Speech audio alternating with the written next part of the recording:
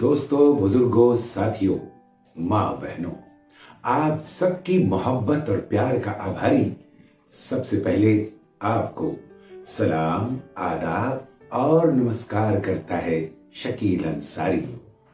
दोस्तों, कहते हैं ना कि ज़ईफ होके गुजरना पड़ा जवानी को, कोई न रोक सका उम्र की रवानी को। ज़ईफ होके गुजरना पड़ा जवानी को, कोई न रोक सका उम्र की रवानी को। जुदा जुदा है फकत, जुदा जुदा है फकत हर बशर का तर्ज बयां। जुदा जुदा है फकत हर बशर का तर्ज बयां। हर एक लब ने कहा एक ही कहानी को, और वो कहानी है जिंदगी की सबसे बड़ी और सच्ची हकीकत, मौत। एक दिन सब कुछ छोड़कर जाना है, जभी तो कहते हैं कि जाना है एक रोज जमाने को छोड़कर। जाना है एक रोज जमाने को छोड़कर, ले जाओ सबका प्यार यहां से निचोड़ कर। भाई, सवाल ये होता है कि हमने ये क्यों कहा, किसे अपने जहन में रखकर कहा। जी हाँ, मैं बताता हूं किसे रखकर कहा। एक ऐसी शख्सियत के बारे में मैंने कहा है जो हम सबसे जुदा हो चुके हैं, और वो शख्सियत जो हम सबसे जुदा हो चुके वो अजीमुशान शख्सियत, जो ऑफ द कैमरा महान थे, जो ऑन द कैमरा महान थे, जो कलम के लिखने में भी महान थे, और जो अदाकारी के करने में भी महान थे, जो डायलॉग लिखने में भी महान थे, जो डायलॉग डिलीवरी करने में भी महान थे। वो कोई और नहीं, वो बड़े ही अजीम और शान थे, यानी हम सबके बहुत अजीज प्यारे जनाब कादर खान थे। दोस्तों, कादर खान साहब के बारे में, भाई निजी जिंदगी के बारे में तो मैं बोल भी नहीं सकता, बोलूंगा भी नहीं, लेकिन हाँ, आज जो मैं बैठा हूं, आपने उन्वान तो देखा है ना, कादर खान और मैं। तो इससे पहले कि मैं कादर खान और मैं को आपके सामने लाऊं, उसके पहले ये बता दूं कि देखिए, जबान, बयान, अल्फाज, शब्द सबके पास है, इंसान को अल्लाह ने दिया है। ये ताकत तो इंसान को ही दी अल्लाह ने, लेकिन हुजूर सिर्फ कह लेना शब्दों को, ये बड़ा कमाल नहीं है। शब्दों को उस तरीके से सजा कर कहना कि वो अपना एक असर छोड़ जाए, चाहे वो कॉमेडी में हो, चाहे वो सीरियस में हो। कॉमेडी में हो तो हंसा हंसा कर लुटा दे, और अगर सीरियस में हो तो रुला रुला कर आदमी को परेशान कर दे कि कब तक रोते रहेंगे। जी हाँ, इस कदर सीरियस डायलॉग और फिर उसकी डिलीवरी, ये इससे कहते हैं संवाद।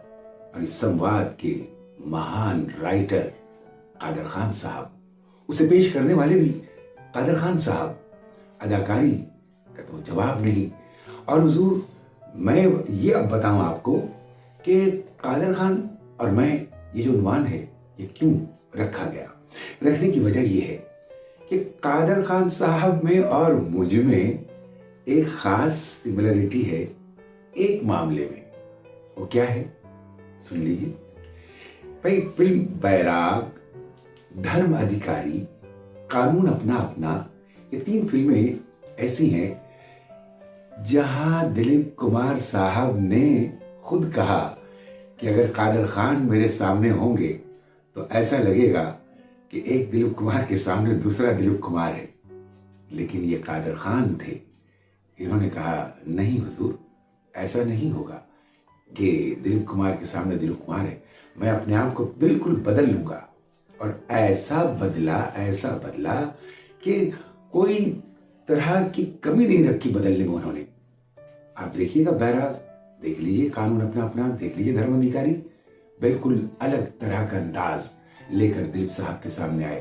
पता नहीं चला कि दिलीप साहब के सामने दिलीप साहब हैं, वरना वरना तो ऐसी नकल के बारे में या बिल्कुल हूबहू दिलीप कुमार होने के बारे में ये सब लोग जानते भी हैं, जानते थे भी। और मैं कॉलेज लाइफ में था तब तो मैं जानता नहीं था, फिल्म इंडस्ट्री जानती थी, मैं इतना भी फिल्मी दुनिया में, एंकरिंग की दुनिया में आया नहीं था। एस कुमार का फिल्मी मुकदमा आता था, अमीन सयानी जी उसे कंडक्ट करते थे। हम लोगों के गॉड फादर अनाउंसिंग की दुनिया के, मैं तो उन्हें अब्बा जान कहता हूँ, अमीन सयानी जी को। तो रेडियो पे आ रहा था वो प्रोग्राम, और रेडियो पे ही आता था, उस वक्त टीवी नहीं, कुछ भी नहीं। तो साहब अब देखिए कैसे दिलीप कुमार साहब ने कहा कि दिलीप कुमार के सामने ही दिलीप कुमार नजर आएगा। उसकी एक झलक आपको दिखा रहा हूं कि अमीन सयानी जी पूछ रहे हैं, एस कुमार का फिल्मी मुकदमा है, और कह रहे हैं अमीन सयानी जी के भाई कादर खान साहब, आप पे जन्नत की ओर से ये इल्जाम है कि आप दिलीप कुमार की नकल करते हैं। तो कादर खान साहब आपको बताना होगा आप दिलीप कुमार की नकल क्यों करते हैं। अब मैंने भी कान खड़े कर लिए, कौन कादर खान साहब हैं जो दिलीप कुमार की नकल करते हैं ये बोल रहे हैं। अच्छा वो क्या जवाब देंगे, जरा उनका जवाब सुनूं। तो कादर खान साहब का जवाब सुन रहा हूं मैं, वो कह रहे हैं, क्या कह रहे हैं आप भी सुनिए। वो कहते हैं जवाब में, कौन कहता है कि मैं दिलीप कुमार की नकल करता हूं। मैं जोर से हंस पड़ा। अरे सवाल के जवाब में सवाल दिया है और इस सवाल में उस सवाल का जवाब छुपा है। क्या इंसान है, मालूम है ये कादर खान है। तो हुजूर इसलिए दिलीप कुमार साहब ने कहा था कि एक दिलीप कुमार के सामने दूसरा दिलीप कुमार, लेकिन अब मेरे साथ क्या सिमिलरिटी होगी है। ये डायलॉग कादर खान साहब ने मेरे बारे में कहा था। मैं वो खुशकिस्मत इंसान हूं। कादर खान साहब के बारे में दिलीप साहब ने कहा वो खुशकिस्मत, और कादर खान साहब ने मेरे बारे में कहा मैं खुशकिस्मत। प्रोग्राम मालदा में था, मैं प्रोग्राम चला रहा था, वो 2.5 घंटे तक बैठे थे और बैठे बैठे बैठे तमाम सुन रहे थे मैं कैसे अंदाज से चला रहा हूं। और साहब चलते चलाते मिठुन दा थे और मिठुन साहब के साथ संगीता बिजलानी थी। ये दोनों नाच वाच के कूद फाद के बिल्कुल पसीना में शराबोर होकर उतरे। अब कादर खान साहब के आने की बारी है। अचानक देखता हूं कि मिठुन दा ही आ गए और आकर के उन्होंने कहा जरा माइक देना। माइक दे दिया। उन्होंने लेते ही चीख कर कहा अब आपके सामने आता है कादर खान। मैं परेशान, अरे कादर खान मैं परेशान, ये क्या हो गया मेरी जान। मुझे ना बोलना था, मुझे बुलाना था उन्हें ना, ये क्यों बुला लिए। बाद में पता चला ये कादर खान साहब ने ग्रीन रूम में फौरन मिठुन को कहा कि यार तू जा, तू मुझे बुला, वरना ये शख्स अगर मुझे बुलाएगा अनाउंस करके तो पता नहीं चलेगा कि कौन किसको बुला रहा है। ऐसा लगेगा कादर खान को कादर खान बुला रहा है। तो हुआ ना मैं खुशकिस्मत कि जो दिलीप कुमार साहब ने उनके लिए कहा था वो कादर खान साहब ने मेरे लिए कहा। अल्लाह उन्हें करवट करवट जन्नत नसीब करे, आमीन आमीन आमीन आमीन। साथ ही साथ ये कहूंगा कि कादर खान साहब हमारे बीच नहीं रहे, लेकिन हैं, कम से कम हमारे अंदर हैं, आप लोगों के ख्यालों में हैं, आप लोगों के जहन में हैं। उनके सारे डायलॉग्स, उनकी वो अदाकारियां, चाहे वो सीरियस हो चाहे वो कॉमेडी हो। कॉमेडी में तो ऐसी कॉमेडी की कि कॉमेडी का अवार्ड तक ले लिया। याद है ना हिम्मत वाला, जबरदस्त जबरदस्त। चाहे वो हिम्मत वाला हो, कुली हो, या फिर और दीगर ऐसी तमाम फिल्में जिसमें वो कॉमेडी करके दिखाए, आप देख सकते हैं और देख चुके हैं। फिर सीरियस के बारे में तो क्या कहना, और इंसान को एक जबरदस्त पैगाम देकर उसे जगाना, उसे हिम्मत देना, उसे आगे बढ़ाना, ये भी उनके डायलॉग का कमाल था। वो डायलॉग तो आपको याद ही है, सुख सुख तो बेवफा है। कैसे कहते हैं, सुख तो बेवफा है, आता है और जाता है, दुख अपना साथी है, दुख अपना साथी है, इसलिए बेटे सुख को ठोकर मार, दुख को गले लगा, तकदीर तेरे कदमों पे होगी और तू मुकद्दर का सिकंदर होगा। मुकद्दर का सिकंदर वो हुआ, फिल्म में दिखाया गया। तो हिम्मत वाला से लेकर आप यहां तक आ जाइए मुकद्दर का सिकंदर में एक तरफ कॉमेडी, एक तरफ ये मोटिवेशनल डायलॉग और एक तरफ ये कि रिश्ते में तो हम तुम्हारे बाप लगते हैं, नाम है शहंशाह, ये देखिए। या फिर जरा सा हटकर एक अलग स्टाइल में देखिए, ऐसा तो दो ही स्टाइल में होता है, या तो ओलंपिक के रेस में या पुलिस के केस में। तो साहब ये रेस में केस में इधर जोड़ देना एक अलग अंदाज से दो ही स्टाइल में होता है, ये क्या है? तो ऐसे ऐसे अंदाज इन्होंने पेश किए, ऐसी ऐसी तरीके से, और जैसे जैसे हीरो वैसा वैसा अंदाज का डायलॉग। अगर गोविंदा है तो उस अंदाज का डायलॉग, अगर शक्ति कपूर है तो उस अंदाज का डायलॉग। बापो, अब वो बापो कहाँ से ला रहे हो? बापू मेरे को तो शेयर चाहिए, हर चीज में आधा आधा। अब जो कहा कि घर वर ये वो जितनी चीजें सब में आधा आधा, तो उसको क्या कहते हैं? केला खाते रहते हैं, केला खा लिया छिलका दे दिया, ये क्या बापो? तूने कहा था ना याद आधा, तो घर मेरा वर तेरा, केला मेरा वेला तेरा। इस तरीके से उसको बताते चले गए, वो भी मुंह देखता रह गया। इनके जहन में पता नहीं क्या था कि ये खुद कहते थे कि बेटे मेरा दिमाग शैतानी कारखाना है। तो वो क्या कारखाना था? वो शैतानी कारखाना था। बहरहाल कारखाना तो था जिसमें सारी चीजें तैयार होती थी, चाहे वो सीरियस हो चाहे वो कॉमेडी हो। तो हजरात, मैं उस शख्स के बारे में क्या कहूं कि मेरी खुशकिस्मती कि दूसरी मुलाकात मालदा वाले प्रोग्राम के बाद इंडोर स्टेडियम में होती है। मुकद्दर का सिकंदर, उन्होंने उधर कहा था, मैं मुकद्दर का सिकंदर हुआ। दूसरी मुलाकात कादर खान साहब से भी, और देखकर उन्होंने मुझसे पूछा, अरे तुम यहाँ भी हो? मैंने कहा हुजूर मैं यहीं पैदा हुआ हूँ। उसके बाद फिर बातें भी हम लोगों में। फिर उन्होंने मुझसे कहा कि भाई देखो अभी तो कोई आया नहीं है ग्रीन रूम में, मुझे पहले मत बुला लेना स्टेज पर। मैंने कहा घबराइए नहीं सर, अगर कोई भी नहीं आया तो मैं जाकर कुछ गाने गा दूंगा। वाह, तुम गाना भी गाते हो? उनके दिल में हमदर्दियां मेरे तरफ आती बढ़ती चली गई और मुझे बहुत हमदर्द बनकर देखते रहे वो। फिर किसी ने आकर कहा, सर जी ये हम लोग कादर खान हैं यहाँ के, शकील भाई जरा इनके डायलॉग सुनाइए ना, जैसे आप बना बना के सुनाते हैं। मैंने सुनाया, मुस्कुराए, मुस्कुराहट थी उनके होंठों पर, और उसके बाद कहा, अच्छा बेटे जाओ जाओ, यानी दुआ दी कि जाओ संभालो। मैं गया, जब तक कि प्लेबैक सिंगर आ गए, उन्होंने गाने वाने गाए, फिर ये उठकर इन्होंने डायलॉग देना शुरू किया। पूरा हॉल, एक अलग माहौल। कादर खान उस वक्त स्टेज पर अपने तमाम डायलॉग्स देते हुए शायरी भी, कलमा भी, क्या क्या नहीं दिए चले जा रहे थे वो। भाई वो तो एक फिलोसोफर थे, वो एक प्रोफेसर थे, महान इंसान थे, डायलॉग राइटर थे, क्या नहीं थे। तो वो फिलॉसफी भी दिखा रहे थे स्टेज पर उठकर, और दिखाते दिखाते लोगों ने देखा कि ये तो सबका मजाक उड़ाते हैं, तो जरा इनके साथ भी हम लोग मजाक करें। तो लोग भी उनके साथ मजाक कर रहे थे और वो भी मजाक कर रहे थे। करते करते फिर कुछ वक्त हुआ तो उन्होंने कहा कि अच्छा ठीक है, मैं अभी जाता हूँ और जाते जाते आप लोगों को एक शेर सुना कर जाता हूँ। वैसे तो आपको हमारी आवाज़ बहुत पसंद है, हमारे डायलॉग पसंद है, लेकिन यहाँ जो ये शख्स खड़ा है, मेरे डायलॉग इससे भी आप सुन सकते हैं, मेरी आवाज़ इससे भी सुन सकते हैं। तो मैं ये कह के जाऊँगा कि मौत से किसको रुस्तगारी है, आज उनकी तो कल हमारी बारी है, लेकिन अब इनकी बारी है।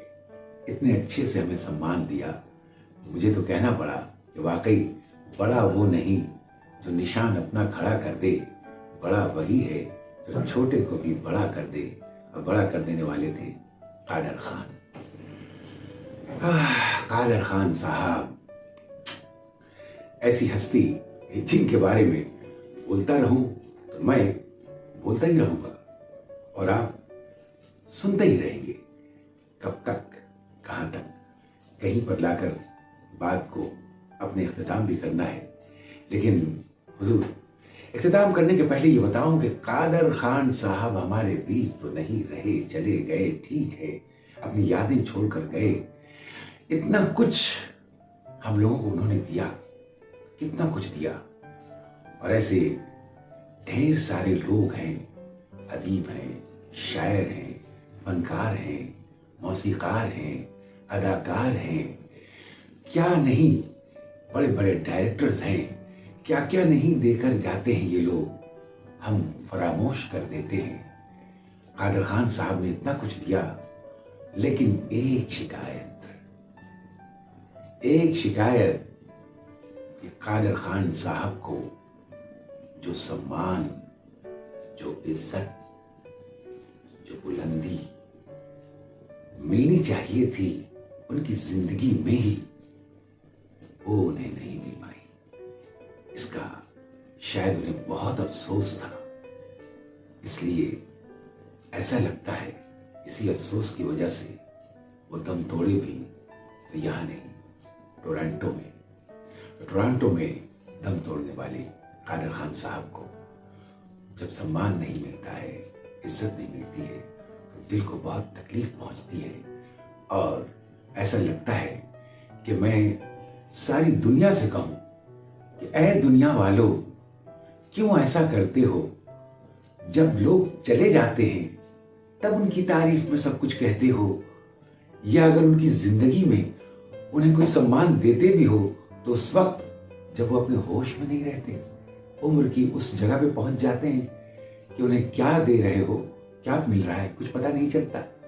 कम से कम उनके जीते जी ही नहीं, उनके होश व हवास कायम रहने के बीच ही उन्हें बताओ कि हम आपके कैसे दीवाने हैं, आप कितनी इज्जत, कितनी बड़ी इज्जत, कितने बड़े सम्मान के हकदार हैं। उनके हकदार होने का सबूत उनकी जिंदगी में दो, उनकी जिंदगी में दोगे, दिल से तुम्हें दुआएं देते हुए जाएंगे कि हमने अगर इस दुनिया को कुछ दिया है तो दुनिया ने भी हमें भी कुछ दिया है। इसका बहुत ख्याल रखिए, अपने परिवार में भी, अपने मोहल्ले में भी, अपने शहर में भी, अपने मुल्क में भी, इस दुनिया में जो चले गए बस चले गए ऐसा नहीं, उनके जाने के पहले उन्हें इस बात की हकीकत से आशना करा दीजिए कि आप कौन हैं, आप क्या हैं, आपकी हस्ती क्या है, आपकी बुलंदी क्या है, आप किस पाए बुलंद पाए के हैं। जी हाँ, इसलिए आखिर में फिर से एक बार उन्हें सैल्यूट करता हूँ कादर खान साहब को, और यही कहता हूँ कि हयात मौत की बंदिश से मावरा होकर सबात की वो नई मंजिलों में रहता है। कोई अदीब हो, शायर हो या कोई फनकार, हजारों साल धड़कते दिलों में रहता है। कादर खान भी हजारों साल धड़कते दिलों में रहेंगे, और ऐसे तमाम फनकार, ऐसे लोग धड़कते दिलों में रहेंगे। आप इस नाचीज को भी दुआओं से नवाजिए कि ये भी कुछ ऐसा करके इस दुनिया से जा सके।